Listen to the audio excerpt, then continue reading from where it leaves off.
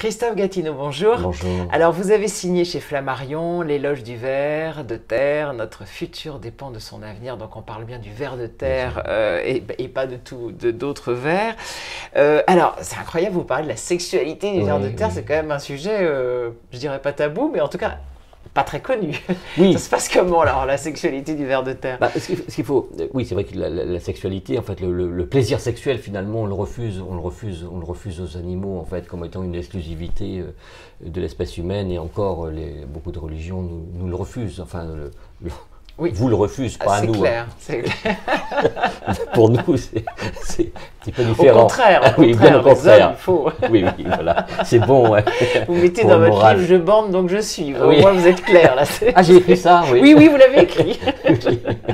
Vous me dites, si vous voulez savoir ce qu'il y a dans votre livre. Je réfute pas ça, mais je suis assez. Oui, voilà. Oui, non, mais bien sûr. Bon, alors le ver de terre est beaucoup plus modeste. C'est pas ça. Comment ça se passe chez lui? Alors, il faut savoir, dans le cadre du lombric terrestre, d'abord, il se reproduit qu'une fois par an. Hein, voilà. Bon, là. Il se reproduit qu'une fois par an. Il va donner entre 10 et 30 descendants. Et sur ces 10 à 30, en fait, la moitié ou les trois quarts vont périr. Hein, donc, on voit que son taux de reproduction est faible. Voilà. Son taux de reproduction est faible, mais par contre, sa vie est longue, hein, parce qu'il peut vivre jusqu'à 8 ans. Je crois que c'est important. C'est beaucoup pour un petit animal. Pour un petit animal, oui, c'est beaucoup, 8 ans, en fait. Hein. Et sa maturité sexuelle est à 9 mois. Hein. Donc, en fait, on n'est pas loin de la vie d'un chien de race, finalement. Quoi. Alors, comment ça se passe? Eh bien, d'abord, je dirais, quand un ver de terre, comme n'importe quelle espèce, on peut revenir à... On ne cherche pas, je ne cherche pas à identifier ou à comparer, en fin de compte, avec l'être humain, mais de toute façon, de manière générale, je veux dire, pour avoir envie de se reproduire, il faut déjà avoir le ventre plein. Hein. C'est clair que des vers de terre qui sont bien nourris, ils vont avoir tendance à se reproduire au printemps. Par contre, s'ils meurent de faim ou s'ils ont le ventre vide, ça n'encourage pas. C'est vrai que je crois que dans le livre, oui, j'emploie le mot bander, voilà, parce qu'il va falloir qu'ils bandent de toute façon.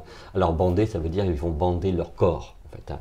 Parce que par mesure de sécurité, ils vont s'accoupler. C'est pour ça qu'on dit que les lombrics terrestres s'accouplent toujours avec leurs voisins de palier, quoi. Enfin, avec leur voisine, mais leur voisine étant un voisin. Enfin bon, voilà.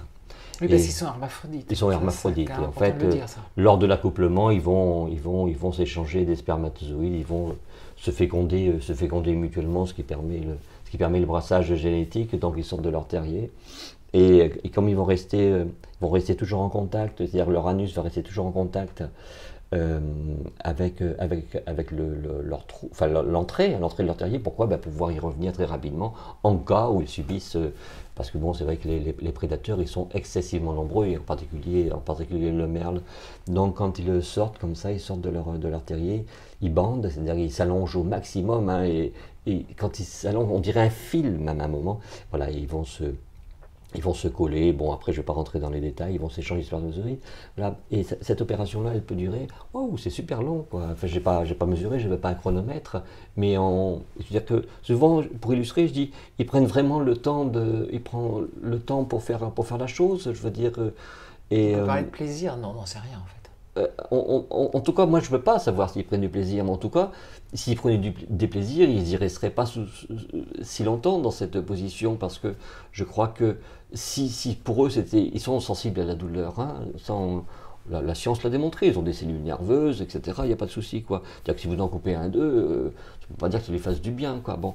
Alors, je me dis que si la chose n'était pas agréable, ils n'auraient pas envie. C'est-à-dire que l'acte sexuel, en fait, l'acte de reproduction, pour nous les êtres humains, pour n'importe quel animal, c'est que s'il était synonyme de douleur, on se reproduirait beaucoup moins. Vous imaginez bien que... Alors, c'est vrai que là encore, hein, il y a les mâles et les femelles, mais c'est vrai que si un mâle, en l'espèce, un homme, à chaque fois qu'il pénétrait une femme, il avait mal, ça lui faisait une douleur horrible, c'est sûr qu'il y aurait beaucoup moins de viols, ça c'est clair, quoi. Hein, je veux dire, mais bon, chez les vers de terre, c'est un peu la même chose. Donc on peut se poser la question. En tout cas, moi, j'ai pas envie de dire, il prend pas. Non, c'est pas une chose. C'est un être qui a conscience de son environnement, qui s'accouple avec son voisin, parce qu'en fait, finalement, c'est assez pratique.